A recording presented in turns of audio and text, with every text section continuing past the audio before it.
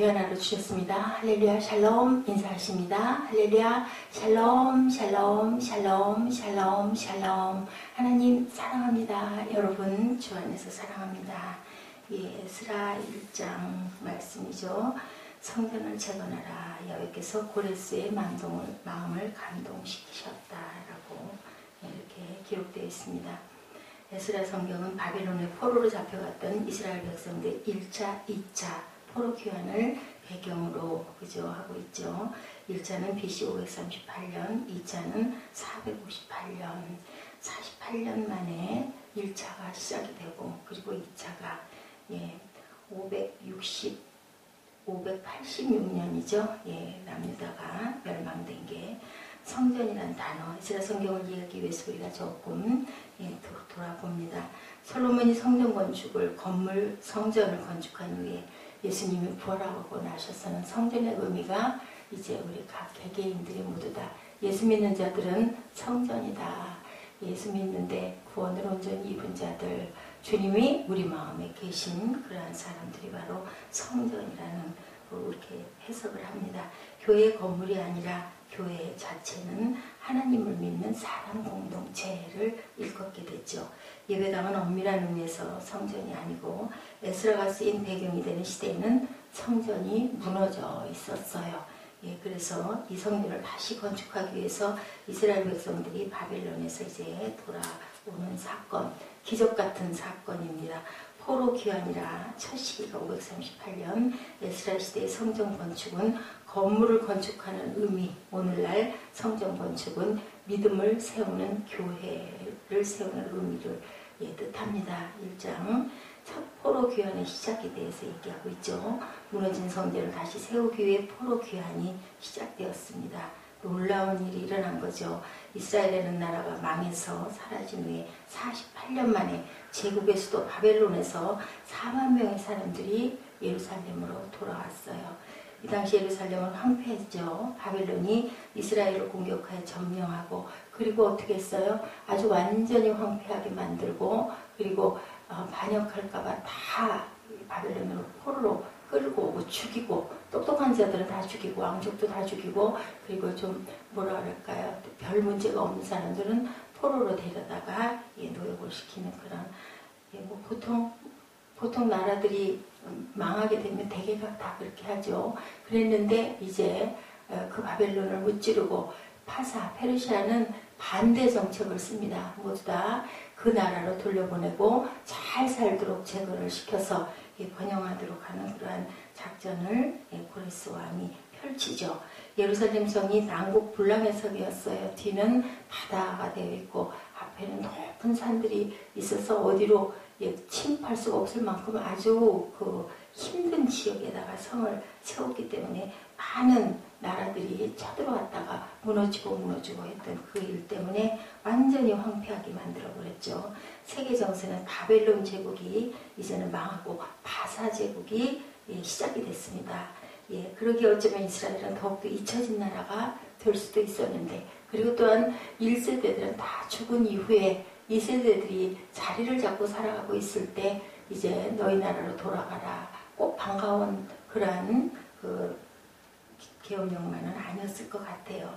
그 뒤에는 누가 계셨어요? 잊혀진 나라인데도 선택된 선민이었기 때문에 하나님께서 역사를 하고 계셨다. 그것은 믿는 사람들이 바라볼 때는 그렇게 바라보여지고, 믿지 않는 사람들이 볼 때는 그냥 나라가 정권이 바뀌고 나라가 바뀌니까 이제는 이렇게 또 이런 제도를 만드는구나 라고 생각을 할 수 있을 거예요. 바사왕 고레스 5년에 여호와께서 예레미야 입을 통하여 하신 말씀을 이루게 하시려고 바사왕 고레스의 마음을 감동시키심에 이렇게 시작이 되죠.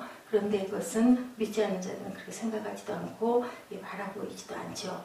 그가 온 나라에 공포도 하고 조소도 내려 바사왕 고레스는 말하노니, 하늘의 하나님 여호와께서 세상 모든 나라를 내게 주셨고 나에게 명령하사. 이 사람은 하늘의 하나님을 감사하는 그러한 말을 하고 있습니다. 결코 하나님을 믿는 사람이 아니라 어느 나라 신이든 모든 신을 다 환영하는 그런 고레스 입장이었는데도 유다 예루살렘의 성전을 이제는 너희가 건축하라고 나한테 그러셨다. 내게 감동을 주셨다라고 말하죠. 다실론의 종교관을 가지고 있어요. 제국 안에 신전들을 복구시키는 계획을 갖고 그 안에 이스라엘이라는 나라도 포함이 된 거예요. 바사가 많은 나라들을 점령하다 보니까 각 나라에 있는 신들을 다 섬기도록 그렇게 합니다. 이렇게 해서 이스라엘 백성들은 예루살렘으로 이제는 돌아갈 수가 있게 되었고 다시 성전을 건축할 수가 있게 되었는데 예루살렘에 있던 성전이 무너진 이유는 하나님의 백성들이라고 하는 사람들의 못 때문에, 죄 때문에 바벨론이 침입해서 망하게 하고 성전을 무너뜨리고 아주 나라를 완전히 황폐화시켰지만 그것은 계속 경고했는데도 계속 선지자들을 보내어 경고를 했는데도 듣지 않은 못 때문에 죄 때문이다 입니다. 그들의 죄 때문에 하나님께서는 그분의 거룩한 성전이 무너지는 것을 그냥 내버려 두셨어요. 그래요. 성전 같은 거는 얼마든지 무너져도 하나님만 바라보고 계시면 세울 수 있는 거죠. 100번도 1000번도 그들의 죄가 너무 컸기 때문에 그분의 사랑 때문에 이제 다시 돌이키세요. 그걸 어떻게 아주 버리겠습니까? 우리 자녀들 그렇죠. 미워서 쳐다보고 싶지가 않아도 또 다독이고 또 쳐다보고 또 잠잘 때 이불 덮어주고 먹을 거 보면 제일 먼저 자녀 생각을 먼저 하는 우리 부모의 마음과 하나님 아버지의 마음, 우리 부모님 생각하면 딱 맞는 얘기인데 하나님의 사랑은 부모의 사랑은 될 것도 아니죠. 부모는 그래도 그 안에 그 내 욕심이 들어있는데 하나님은 전혀 그렇지가 않으시죠. 사람들은 항상 환경을 말하는데 이 환경은 과연 어땠을까?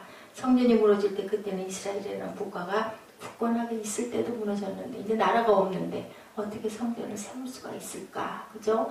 우리가 이론적으로 생각해보거나 머리로 생각해보면 있을 수 없는 일이 수십 년이 지난 그날 어느 날 갑자기 그런 조서가 내려질 수가 없는 건데 내려졌다라는 거죠. 나라 이런 서름이 48년 우리나라하고 너무너무 많이 닮았어요. 36년 동안 일제치하했다가 대한민국이 독립이 되었던 그런 사건이 있었죠. 그들이 나라를 잃은 것은 성전이 무너진 지 48년. 그런데 하나님께서는 70년 전에 예레미야를 통해서 그렇게 예언했던 그 말을 이제는 이루려고 한다. 학사 겸 그리고 예언자였던 에스라가 이제는 또 나서는 그런 상황입니다. 모든 것이 안 좋았죠. 성전이 지어질 수 있는 문이 흐르는 놀랍게 열렸다라는 거죠. 바사 제국의 왕 고레스가 성전을 지을 수 있도록 예루살렘에 돌아가도록 허락할 뿐만이 아니라 모든 물질적인 지원을 내가 하겠다라고 그렇게 선포를 합니다. 그 하나님께서 오늘날 우리 안에도 역사하고 있는데 우리 안에는 과연 그것을 믿는 믿음이 있을까? 이런 사건을 보고 하나님이 하셨어, 하나님께서 바라보고 계셨어 라는 눈을 가지고 있고 가슴을 가지고 있는지 한번 우리가 곰곰이 마음을 점검해 봐야 합니다. 어떤 이는 믿음을 모르고 어떤 이는 믿음을 잃어버리고 믿음은 세상에 유행해서 멀어져 버립니다. 이제 지금 이 시대에는 사람이 모든 것도 할 수 있고 그런 것들은 아무것도 아니다 라고 내가 뭐든지 할 수 있다라는 그 시대를 지나쳐서 이제는 다시 또 그죠 신을 믿는 그 시대가 됐습니다. 우리는 그 죄된 본성은 믿음을 더욱더 멀리하고 있는 그럴 때 어떤 사람이든 어떤 교회에게는 어느 날 믿음의 문이 열리고 믿음이 시작되고 이것도 또한 놀라운 일이에요. 어떤 사람이 믿지 않는 사람이 교회에 한 사람 나와 앉아있는 거 그게 사실은 우연도 아니고 정말 놀라운 사건이 일어난 일인데 왜냐하면 생명을 다시 영생의 생명을 돌려받는 사건 아담과 하와의 범죄가 아니었으면 하나님의 성품인 우리는 죽지 않는 생명이어야 맞는 건데 그만 죄 때문에 쫓기고 어떤 이제는 무한한 생명이 아닌 유한한 생명 몸은 죽을 수밖에 없는 그런 생명이 됐죠. 진짜 불가능한 일이 정말로 일어났어요. 하나님의 거룩한 손길이 그 이면에 있다는 것은 우리를 알아야 되고 우리의 삶 속에 하나님의 손길이 이면에 있다. 왜냐하면 예루살렘 성전이 재건된 것처럼 우리도 이제는 하나님 보시기에 각각의 성전들이죠. 믿음의 성전들입니다. 세워져야 하는 성전 그런 여건이 되었을 때 이제 마음을 단단히 먹고 일어나야 될 텐데 5절에 유다와 베냐민 족장들과 제사장들과 레위 사람들과 그 마음이 하나님께 감동을 받고 올라가서 감동받은 자들이 예루살렘에 야훼 성전을 건축하고자 하는 자가 다 일어나야 되겠죠. 4만 명, 많은 숫자는 아니에요. 그죠? 바벨론으로 잡혀간 사람들에 비하면 많은 숫자는 아니었습니다.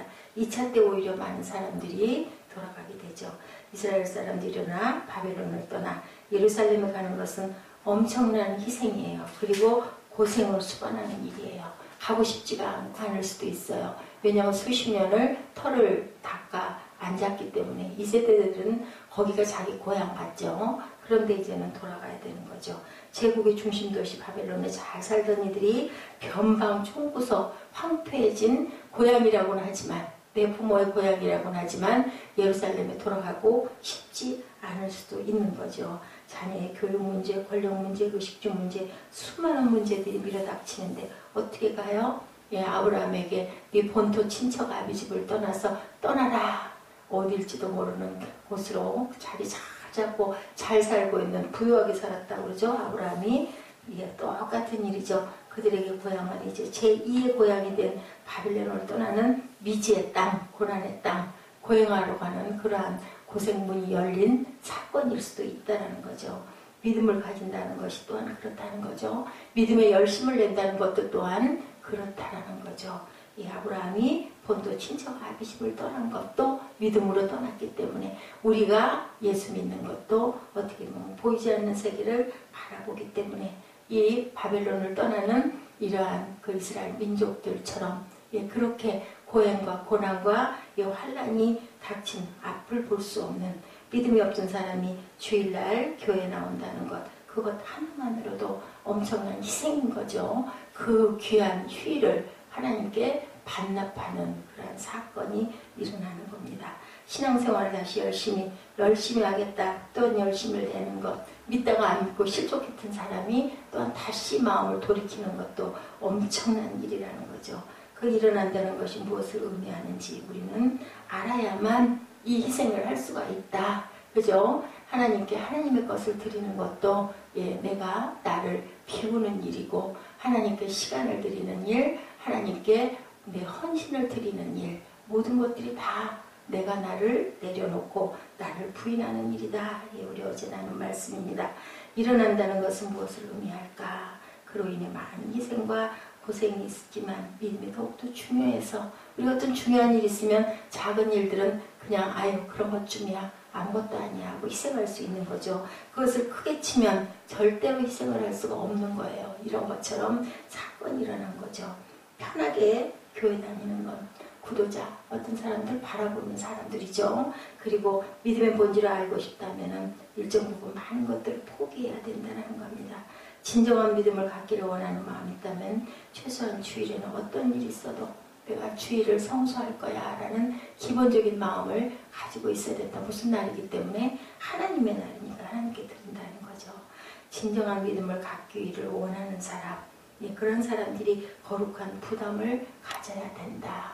관객이 되어서는 하늘나라 문을 들어설 수가 없기 때문에, 관객은 어때요? 끝나고 나면 돌아가야 되는 거죠. 내 집도 마찬가지로 내 집은 내가 치우고 닦고, 그저 땀을 흘려야 내 집인 것이죠. 손님이 오면 손님은 그저 앉았다가 돌아가는 거예요. 천국 문에도 들어갈 수가 없는 거죠. 어떻게 해서 천국에 가겠어요? 손님이 자기 집이 아닌데, 자기 고향이 아닌데 들여다보다가 마는 거죠. 부담이 없으면 그건 손님이죠. 우리가 집도 항상 책임을 가져야 되는 거. 우리가 가정도 부담은 당연히 있어야 되는 겁니다. 그것이 귀찮으면 가족을 이룰 수도, 가정을 이룰 수도, 결혼을 할 수도, 부부하고 할 수도 없는 거죠. 믿음의 근본은 내 안에서 내가 죽고 그리스도께서 이제는 사시는 것이기 때문에 내가 하고 싶은 대로가 아니라 하나님이 하시고자 하는 대로 나는 순종하고 따라가야 온전한 하나님의 자녀이고 그러신 거죠. 자녀가 가정에 살 때 부모의 말을 순종하지 않고 안 들으면 어떻게 해요? 그죠? 맨날 매 맞아야 되죠. 그죠? 종아리 맞아야 되죠. 내가 죽는 것이 편안하게 될 수 있을까? 쉽지 않죠. 어떻게 죽는 게 그렇게 쉽고 좋겠습니까? 수많은 영적 싸움을 통과해야만 가능한 겁니다. 부담 없이 믿음 생활을 한다는 것은 주인이 아니라 손님이라는 거. 아이고 불편해인 거죠. 그죠? 잠깐 가서 말씀은 들어야 되고 예배는 드리는 게 맞는데 그냥 갔다가 눈에 띄면 안 되니까 작은 교회, 개척교회는 훤히 보이고 나만 쳐다보고 있는 것 같기 때문에 불편해서들 못 간다라는 얘기가, 아무리 말씀이 좋아도 무슨 기적이 일어나는 교회가 아닌다 하면은 뭘 엄청나게 나한테 많이 주는 그런 교회가 아니면은 가지를 못하고 앉는 거예요. 중심이 있는 것이 아니라 변두리에 있다. 그렇게 있고 싶다. 손님이고 변두리에 있으면 편하고 좋을지는 모르는데 천국에서도 손님에 불과하다라는 것을 우리가 생각해야 된다라는 거죠. 그 사람은 평생 믿음 밖에 있게 되는 사람. 보기는 좋고 말씀은 좋은데 듣는 거는 좋은데 나머지 행동하는 거는 싫다인 거죠. 믿음의 길은 부담 없이 떠나는 여행이나 산책과 같은 것이 아니다. 우리가 산도 그래요. 바라보고 그냥 이렇게 경치 보고 차를 쭉 가는 거는 참 보기는 좋지만 땀 흘려 그 산을 정복한 사람만이 시원한 물을 마셨을 때 얼마나 상큼하고 좋고 정말 다르죠. 가슴이. 내가 노력하고 고생했을 때 거기서 얻어지는 그러한 보람이 더 크다는 것을 생각해야 됩니다. 부담이 가슴 앞에 다가왔을 때 고달픈 순리의 길일 때가 많은데 순리의 길이지만 믿음의 진실을 알아가며 복된 길이라는 것을 우리가 또한 깨닫고 거기서 기쁨을 발견하고 거기서 주님의 임재를 느꼈을 때 우리 어때요? 그죠? 눈물이 쏟아지게 감사가 나오죠. 울며 씨를 뿌리는 자는 기쁨으로 단을 거두고 울면서 씨 뿌리지 않은 자는 그 기쁨을 절대로 느끼지도 우리가 지닐 수도 없다라는 것을 생각합니다.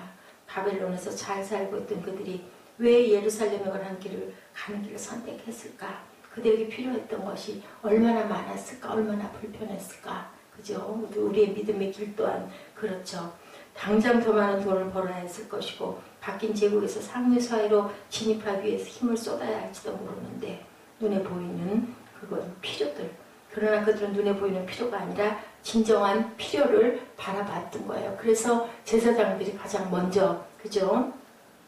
그곳으로 떠나게 됩니다. 레위 사람들이 떠나게 됩니다. 왜? 하나님을 사랑하는 마음에 뿌리들이 더 컸기 때문에 그 사람들이 먼저 일어날 수밖에 없는 거죠. 무너진 성전을 재건하는 것. 오늘날 많은 성전이 무너져 있는데 무너진 것을 그 민족, 그때 그 이스라엘 백성들은 알고 봤는데 우리는 과연 알고 보는지 모르죠. 무너졌다는 것 자체도 깨달지를 못합니다. 믿음이 약화된 이들은 빨리 그들 안에 성전이 재건돼야 하는데 결국 그것을 깨달지 못하고 전혀 상관없이 세상이 좋사오니 하고 사는 거예요.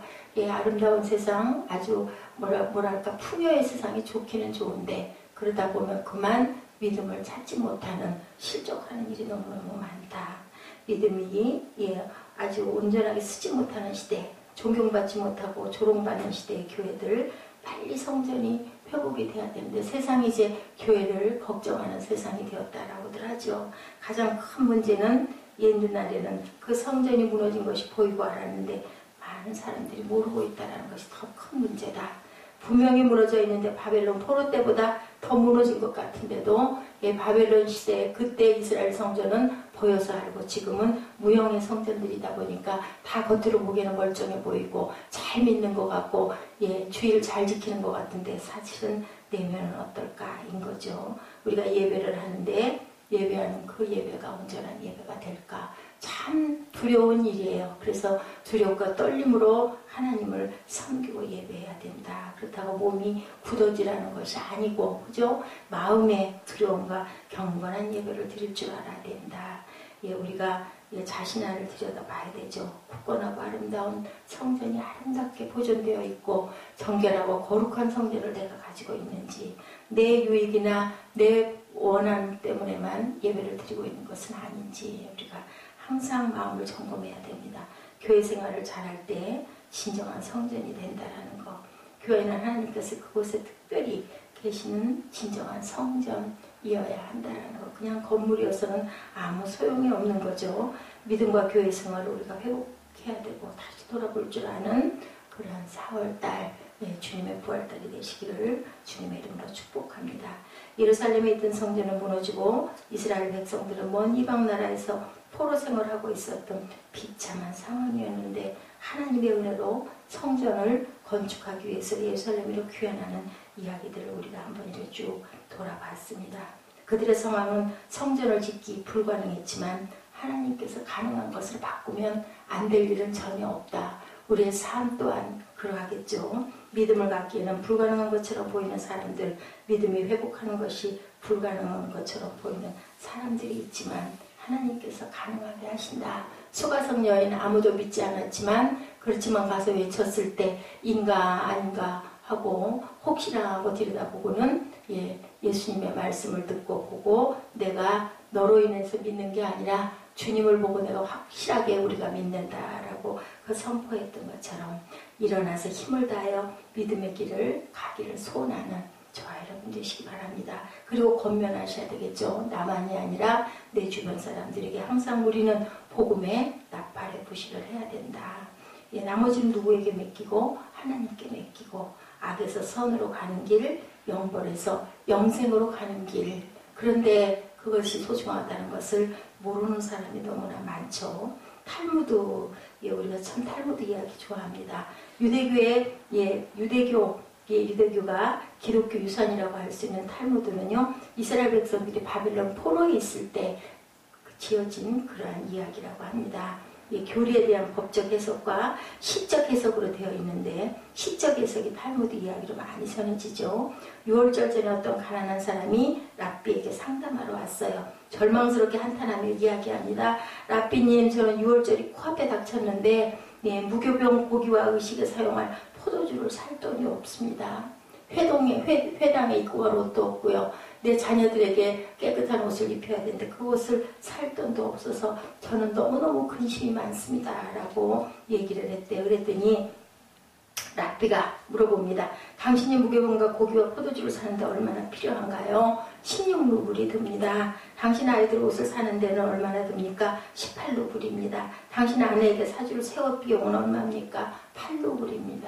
그럼 당신 입을 옷값은 얼마입니까? 10루블입니다. 랍비는 계산을 해요. 모두 합해서 52루블이 당신에게 필요하겠군요. 그렇다면 이제 당신은 무교병과 고기와 포도주와 옷에 대하여 염려할 필요가 없습니다. 당신은 이제 한 가지만 근심하십시오. 52루블을 어떻게 구할까? 그것만 걱정하면 됩니다. 우리도 근심이 많죠. 딱 한 가지만 줄여서 내 안에 성전이 있는가?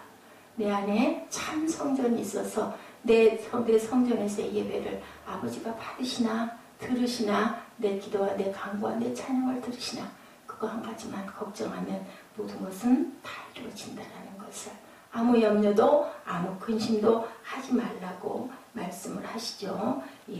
시카고 러시대학교 메디컬 센터에서 65세 이상의 노인 1064명을 대상으로 걱정과 스트레스에 대한 반응을 조사한 후에 3년부터 6년이 경과된 시점에 이들 중에 누가 알츠하이머병에 걸려 있는지를 조사한 적이 있었다고 합니다. 결과는 걱정이 많고 스트레스에 민감한 사람일수록 노년기에 알츠하이머병을 많이 앓는다. 걱정과 근심과 염려는 다 누구에게 맡겨라? 아버지께 맡겨라. 내가 이 소원을 가지고 있고 내가 이것을 하고 싶으면 한 가지만 걱정이라. 내 안에 성전이 온전히 있고 내가 하나님께 온전한 예배를 드리고 있고 내 안에 아버지와 성령이 계신지 이렇게 하는 것이 가장 중요하다는 거죠. 어느 대학 졸업식에서 축하기긴 한 사람이 학생에게 물었대요. 여러분 중에 나무로 톱을 켜본 사람은 손을 들어보십시오. 그러면 톱밥을 켜본 사람은 있습니까? 아무도 없었대요. 톱밥은 이미 켜졌기 때문에 켤 수가 없는 거죠. 과거도 마찬가지예요. 지나가버린 일을 걱정하는 것은 톱밥을 켜려는 일과 같습니다. 이따금 과거의 일로 괴로워하거나 용기를 잃곤 하지만 그것은 톱밥을 켜는 것처럼 아무 의미가 없다. 내가 하나님을 생각하고 불안하여 근심하니 내 심령이 상하도다. 시편 77편 3절 말씀입니다. 아무것도 염려하지 말고 모든 것을 주께 맡겨라. 너희 염려를 다 주께 맡겨버려라. 이는 저가 너희를 권고하시니라. 베드로전서 5장 7절에 말씀하고 있죠. 아무것도 염려하지 말고 오직 모든 일 기도와 간구로 너희 구할 것을 감사함으로 하나님께 아뢰라. 그리하면 모든 지각에 뛰어난 하나님의 평강이 그리스도 예수 안에서 너희 마음과 생각을 지키시리라. 빌립보서 4장 6, 7절 말씀입니다. 우리가 염려하지도 말고 걱정하지도 말고 많은 염려, 걱정, 근심거리는 어디에서 다 해결이 된다. 주 안에 있는 하나님께서 내가 네 성전 회복시켜 줄게. 너 믿음 갖고 있어. 너 나 사랑해. 너 예배하고 싶니? 라는 말씀을 하죠. 수가성 여인이 과연 어디에서 예배해야 됩니까? 이산입니까? 예루살렘입니까? 했을 때 주님께서 말씀하시죠. 이산도 예루살렘도 아니야. 너는 이제 예배할 때가 가까이 왔는데 그때가 바로 지금이다. 바로 아니라 라고 말씀하시죠. 그 말씀을 이 아침에도 합니다.